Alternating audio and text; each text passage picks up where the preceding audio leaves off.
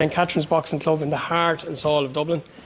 Jim, we're talking boxing, we talked here. I think as usual we talk more off air than we did on air, but how are you keeping? It's great to catch up with you again. Yeah, keeping well now at the moment. I'm just getting over a little bit of an injury myself. I have a little bit of a back injury, but yeah, apart from that I'm fine, helping out here in the club a bit. You've plenty of time yet. The elites are only a few months away. You'll still be fighting fit by the time they come back around. The weight's looking good. You're moving well.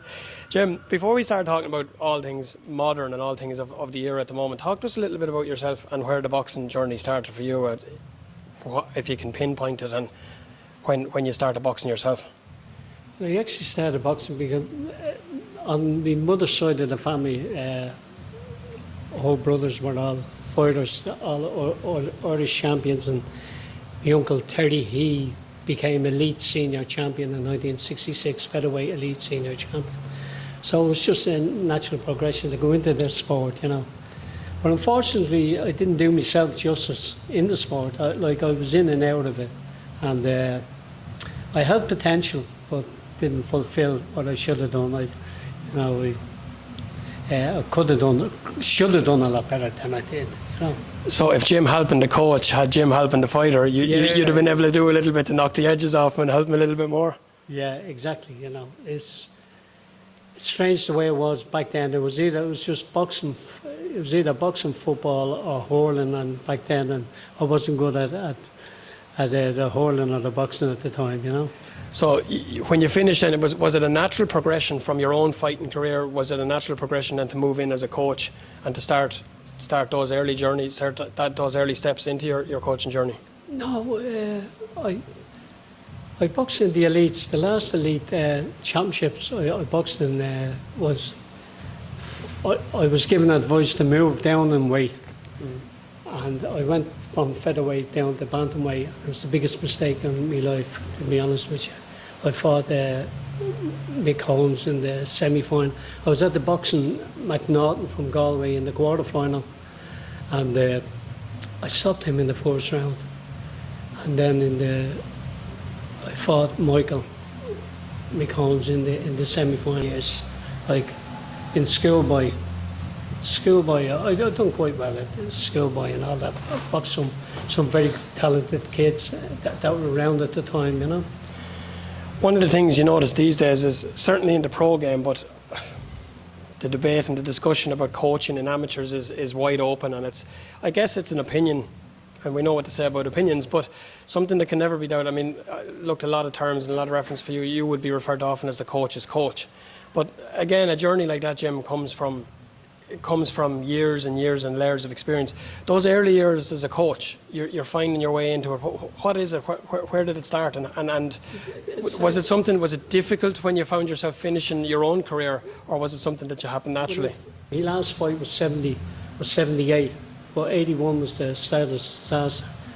And Sean Moan, who was running the Kilmore Boxing Club up the road, he had two boys there, Philip, and I can't think of the other lads just offhand. I can't think of what his name was.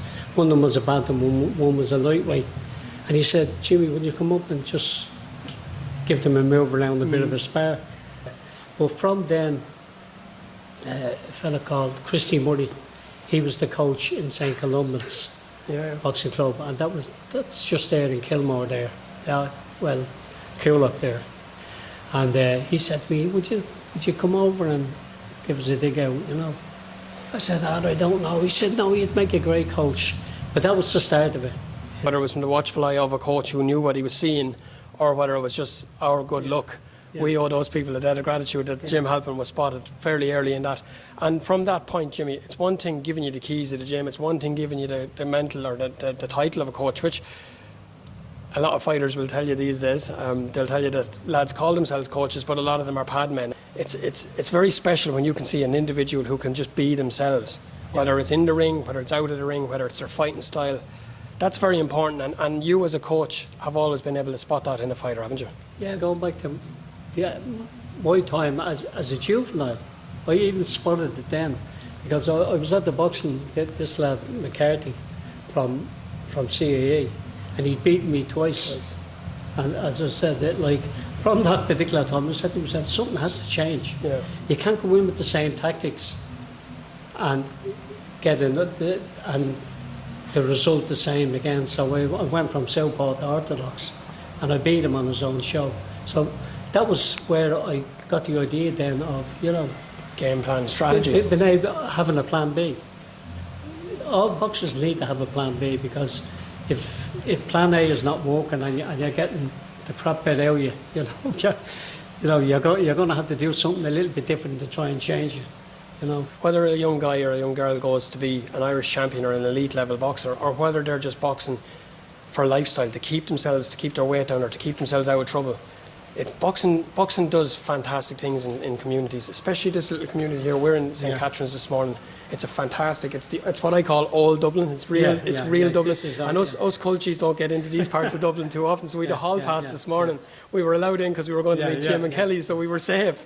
But it's very special to see what this sport. I'm very biased and I get very passionate about this amateur game, and it's kind of woken something in me recently to see what it means to young kids. How soon, when you see a kid come in those doors, how soon can you spot a talent? You can get caught up in a kid when they're showing a lot of potential, and straight away you say, "Geez, that kid, look at his feet." I always walk from the feet up. That's my. I always look at the balance. I say your feet are more important than your hands. That's the way I look at it. So when I get the balance right in the kid, if I see a kid with good feet, I know then you can work with them. Yeah. You know what I mean? That they can become adaptable, because coordination is not guaranteed. Like, some people have bad coordination, and that they'll never be. That's why they call it the coach's eye. As soon as you look at a kid, you can see a mistake in them straight away. Same as football coaches or whatever. They look at a kid and say, "Yeah, Jesus, look at him, the way he's moving. He's really good. Jesus, I like the way he's doing this. I like the way he's doing that." Or this other kid, he's too rigid, or he's too stiff. That he's lacking evasive movement and things like that. Was for the initial time from a child, and it's hard to put a timeline on any fighter, because again the individuality comes into it. Some fighters peak at different times.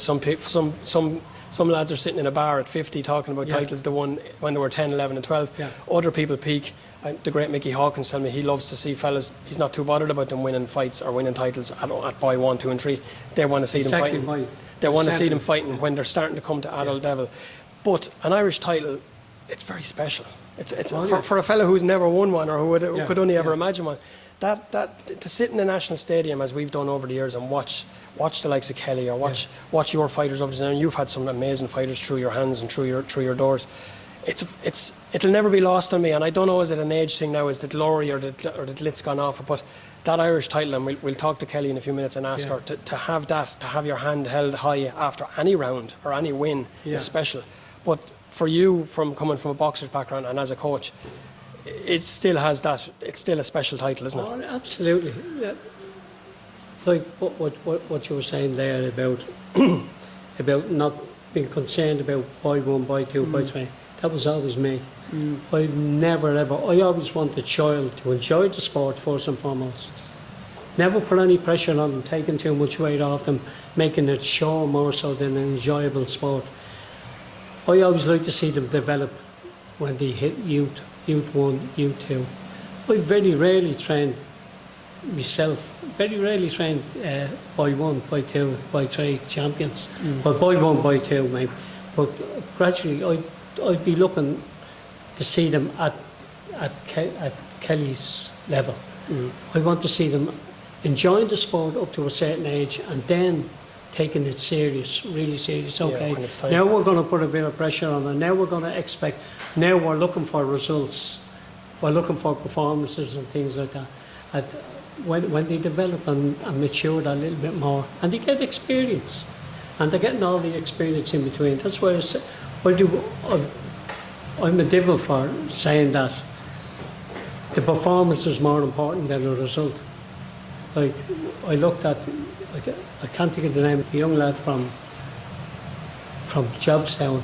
He lost in the under 19. Now, his performance was brilliant. So when the performances are good, eventually the results will improve. So I'm not worried about a win or a lose, because there's no point in boxing really poor and winning.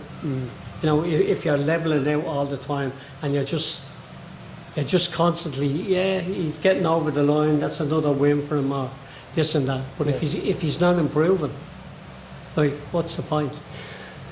One last scenario I want to put to you. You've worked, as I said, with the fighters, and we'll talk about that in it later on, but you started working with Kellie a while ago now. You're with her a couple of years. And so I'm sure there's fighters come to you. Will any fighter that comes to you and that you start, right, I'm going to work with them, I can work with them, I can do something with us. Talk to me a little bit about the process. You'll watch them for a little while, you'll watch what their style is like, you'll watch their training, and do you then start putting together layers and plans and a training regime? How does that work for you?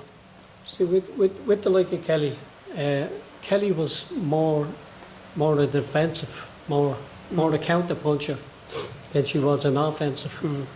And I said to her, look, we made the decision to move up to 60, which has proved to be a good decision because I think it's 18 or 19 fights now and 16, 17 wins on the bounce. Yep. As I said, she's only lost 2, and they were to the Olympic, the double Olympic champion, and then the Turkish Olympian. So what if you look back now on Kellie in the last 2 years, you'll see where she has advanced in terms of aggression. Yeah. Where she's taken the fight now to her opponents. She's no longer sitting back. She's putting pressure on her team. So that's what I worked on with her in here. As I say that, 'cause I didn't want her stepping away, counter punching and things like where she wasn't engaging enough. So I said, look, take it from the start. So we now have a good system together. Whereas she knows what to expect from me, and I know what to expect from her. From your point of view, again, that's another thing. An experienced coach becomes priceless, becomes worth their weight in gold. In terms of working back from an injury, and a very serious injury, at a point of her career where she was the number one, where she was ready to go. And this isn't just, I suppose, for people watching and for people listening, what I'm trying to get to is, this can happen in boxing or any sport. When you're right at your peak, when you're right at your limit, and everything looks like you're ready to kick on, you're ready to go, and then you get that, something happens, something goes somewhere. As a coach, how important is that, how to manage that, and how to help them through that on a human level, not just on an athlete's level? Yeah, but you know, obviously as a coach, you realise the pain and suffering that they're going through, that they're going to mentally and physically. Oh, both. Yeah. You know, so you have to be there for them, and you have to come down. Like, even though she broke her hand, like, and it was a very severe, she still didn't want to step away. Yeah. Like, she still had that determination, that, you know, drive in order to stay at it and keep walking away. And then when we found out who the entries were in the elites, Here we go. it even made her more determined that she was going to defend her title, which is commendable. Absolutely. Which just shows the heart that she has. So look, I can only enhance that. I can only help her. You know, she does all the hard work. She does all the fighting. Like, I can point her in a direction. But we're working as a good team anyway together. You know? Listen, Jim, I have no doubt about it. To me, and I say this a lot, and I'll say it to you rather than about you, I'll say when a coach of your level and you're standing in the game where you don't need to do it anymore, you're doing it. You could work with anybody, or you don't have to bother. But when you agree to coach a fighter and work with a fighter, I sit up and take notes. So and that comes from a respect. It comes from knowing enough about boxing to know. And again, when certain people, it's like knowing who speaks, when to listen, and sometimes when they talk too much, you know when not to listen. So it's learning all those things in boxing. The last thing I said was for now about it is that journey back and working way back and building back slowly. I suppose we're in the time of the year now where most people are enjoying themselves. Most people are under summer holidays, they're under school holidays, they're on a break from college, they're either going away to come back. The elite fighters' calendar is non-stop. It's non-stop, whether you're at the top or trying to get back there. Now, Kellie's going to Braga. That's right, Joe. Next week. She's hungry for competition. She just wants to keep working on it. She's never happier than when she's in getting ready for competition. That's when she's most happiest, is when she's preparing for something coming down the road, competition. And that's what we're looking to drive, and we're looking for the high performance to push her forward and give her these opportunities, you know, so that we can get to where we want to be. Because in my mind, And with my experience, I believe with her drive, determination, commitment, everything, her lifestyle, everything, she ticks all the boxes, that she is potential Olympian. Absolutely in my book. I'm going to bite on that, Faint. I'm going to ask that question, and listen, you can answer that what way, like, because for me, on the outside looking in, as a purist and looking from a boxing point of view, she ticks all those boxes. Yeah, she's an elite champion, she's an elite athlete, she's lost out to the very best there is, and she's come back and she hasn't stopped. The pathway back into that, to me, there shouldn't be a pathway back, because you're there, you've earned it, you've earned your stripes, you haven't been given anything, you got injured defending your title, you got injured doing all those things. So does it get harder over the years? Has it got easier over the years? Or does it all come down to talent? Or is there another process in the background that maybe we can't talk too much about? But for an athlete who is just about to peak and just about to come to a peak, surely it's about spotting that talent and making the most of it. The way we did with Kellie, the way we've done with Katie, the way we've done with all the others. So with Kellie here, we're always trying to improve on systems. Like let it be offensive, whatever style is put in front of us, we're always trying to improve, always trying to get better. As I said to her, I don't want you with a good job, I want you with a great job. Yeah. You know, and I want her with a quality. I honestly believe that you see a lot of coaches, young coaches, and they're doing all this fancy pad work. Bam, bam, 6 and 7. Floyd Mayweather style. You never see that in a fight. That's why I'll always work on the quality and the punch first and foremost. Kellie, McLoughlin, it's great to meet you. It's great to, we've watched you from a distance for a while training and fighting, but we're here with you this morning in your home place, as I said, for two Kildare lads to come into the heartlands. It's a special place in your heart. Yeah, very special. I love it here. Yeah. You can see that a mile away. It's home. It's as I said, the best way to describe it is it's old school Dublin. My grandfather is from the Liberties, and I never actually got to come. It's probably a big wide ranging area, but we're talking about boxing. All things boxing. It's more than just a sport. It's more than just a hobby. It's you. It's part of your identity. It's part of your life. But talk to us a little bit about where boxing started for you. No, it was actually, I started with Gaelic and Camogie, so I was on the Dublin team for that. Under 16s. Very good. And I wanted to start something like boxing. Midfield, centre back? Midfield. Both. Midfield and both. Whatever the action was. They were just telling me, yeah, you go Mark Hur, the best players. But yeah, I wanted to get like better fitness. So I joined boxing because my little brother was in it. He was 6 when he started, and young Phil Sutcliffe in Crumlin. Oh yeah. Yeah, so I started with him.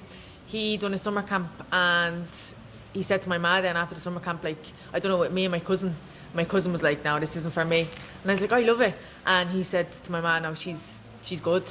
Yeah. So I actually ended up ringing, a couple of weeks later, I got my ma to ring them. Yeah. And I quit Camogie and Gaelic altogether, and just went flat out with the boxing.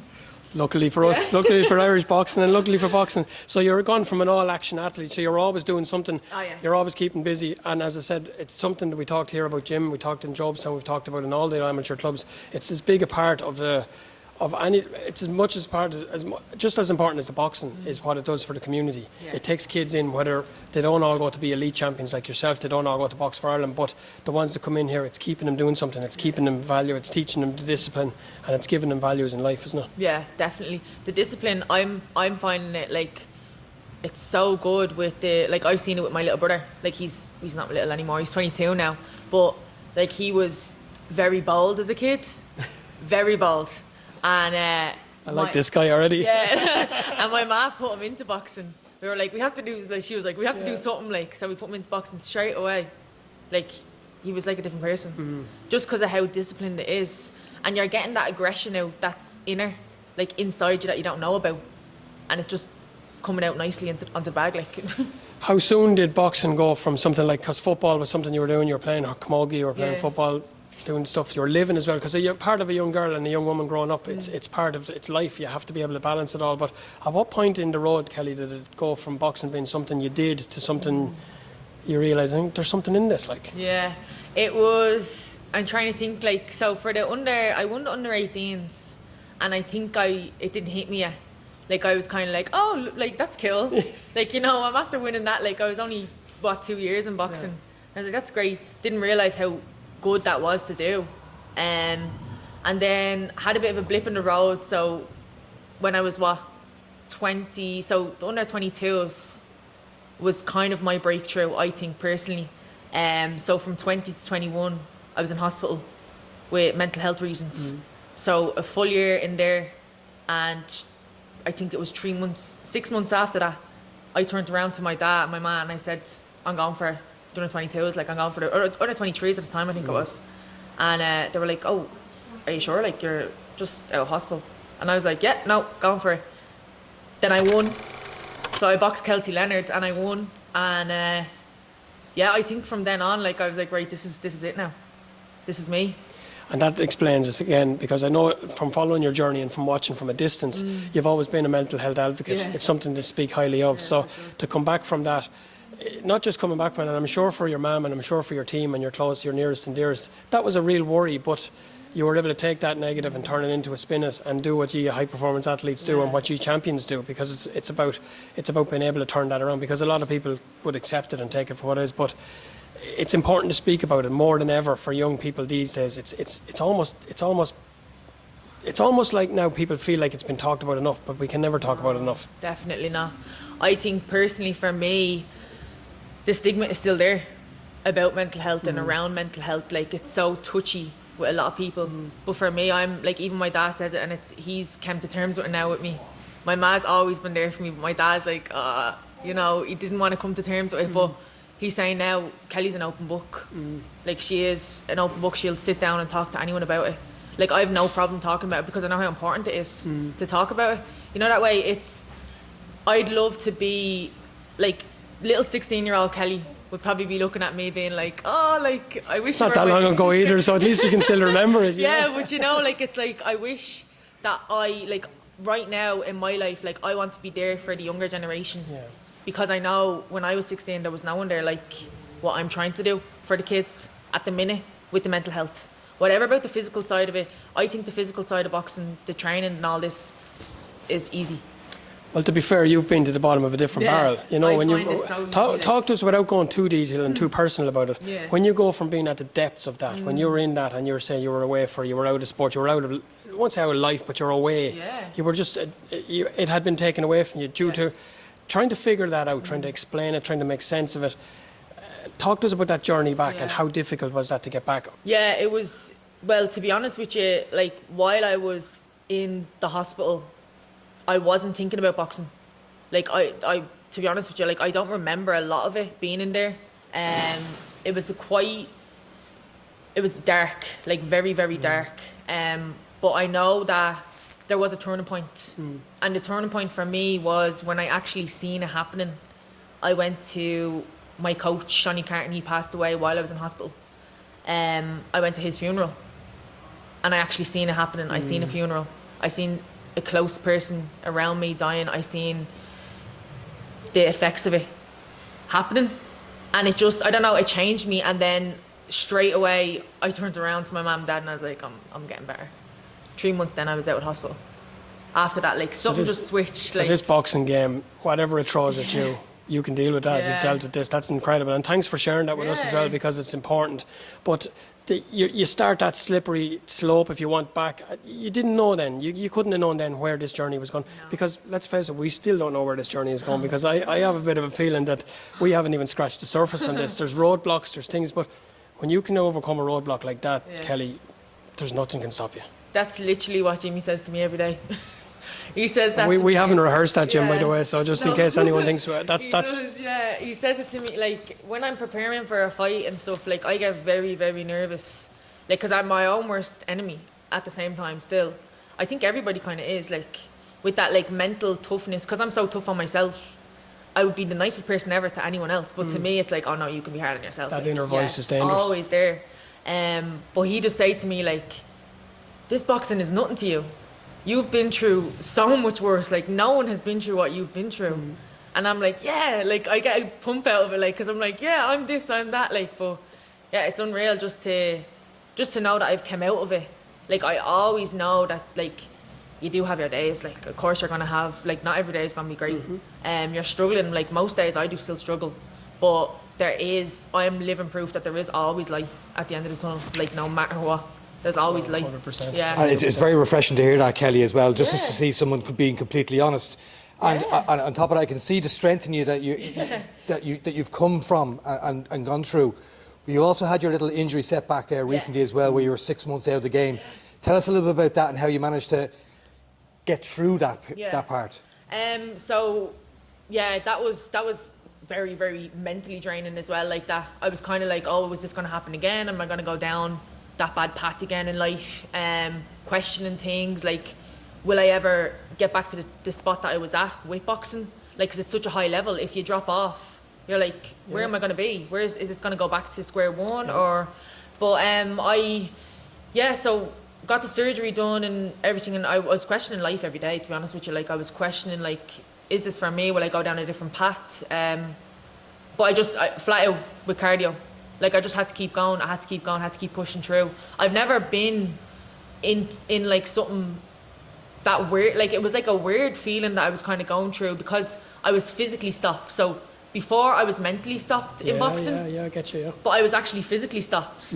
I couldn't punch. Your mind was, yeah. And that was, I suppose, that was probably the key difference this time around. You knew you could overcome the physical, and you had the mental behind you, and you have a team around you now as well that were. Yeah. So all the building blocks were there. And it was just like the support that I had. Like, I was counting down the days almost until I was like, okay, right, I'm almost ready to go. And then I remember, I think I went back a little bit too early or something when I was pumping the weights out. I was doing the lat pull down with my cast still on.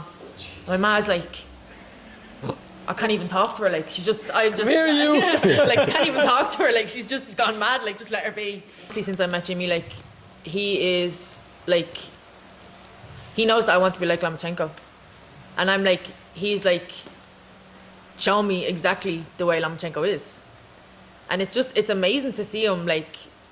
He just be baiting me in the ring, you know, and I'm like, oh, here, like, you know, he's so good. Everything he does is so good. Like, his technique, he just has everything to a T. Like, when I come back to the corner, he's like, right, this is what you're gonna do, and then it works straight away. It's like he's always a step ahead of everyone. Do you know that way? But the main thing that he's done for me is my confidence.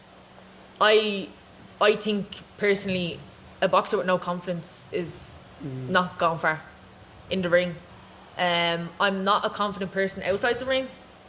In the ring, though, I would be very confident because of the fact that Jimmy has my head built up. Like, he. Well, I would say, Kelly, that's something that has to be in you for somebody like Jim to bring it out of, and that's not putting Jim down or anything else. I think Jim is able to spot, and a good coach is able to spot that in a fight, and a really good coach, an elite coach, can see that in somebody. Yeah. That it's in you. It's finding a way of getting it out of you, and he's been able to do that. Because since we came in here tonight, since we came in here this morning, there's been a smile. Yeah. You've just been going around smiling. You're in your happy place. This is your place to be like. Yeah. And this is a week before you fight. Usually fighters are narky or grumpy. Usually I wouldn't interview a fighter a week before when they're making weight. So it's a credit to him. It's a credit to you. And the very last thing, St. Catherine's Boxing Club. You're here in your home place. It's in your home. It's very close. Talk to us about that and how special it is. It's amazing. Just Ronnie is the head here, and then my dad is my coach, and my ma's my coach. Jimmy's my coach. Like, it's like you're just walking into your house. Like, that can work back. That can work against you sometimes too. We have our arguments. Like, I don't know how much more my dad can take of me, but it's just amazing. Like, and they're just, you know, you can see all the little kids, and you're trying to be nice to them, and they're just a little bit like, oh, like, you don't know what to be saying to them, but. It's just amazing seeing all the kids coming up, and like it's great to see that you've built up a fantastic support network around you in terms of your ma, your dad, Jimmy, Ronnie, everyone else there. So even Frank is a big part of your life as well. And I'm sure your boyfriend is there supporting you as well. Obviously, living this life, you do need help from other quarters. So I'm assuming that you have a number of companies that help you out. So I have Salamiso Developments. They're up in Sandyford. They've been amazing sponsors to me, and also Dunor Credit Union, also really, really good. Like, I would honestly be lost without them. Honestly, I would be lost without them, because boxing is a hobby. At the end of the day, it sounds crazy, but it's a hobby. You don't get paid like for doing what you're doing. You have to, when you're going away with your club, you have to pay for your own expenses. But with the sponsors, like, they're like, just do what you do, and we'll help you. Obviously, there's plenty more room for sponsorship for yourself, There's Kelly. loads of room. I was just about to say the same. Tell us how any of the potential sponsors might be able to jump on board the Kellie train. Yeah. Have you got an Instagram or anything like that? So I'm Hit me up. do it underneath the little thing. At me.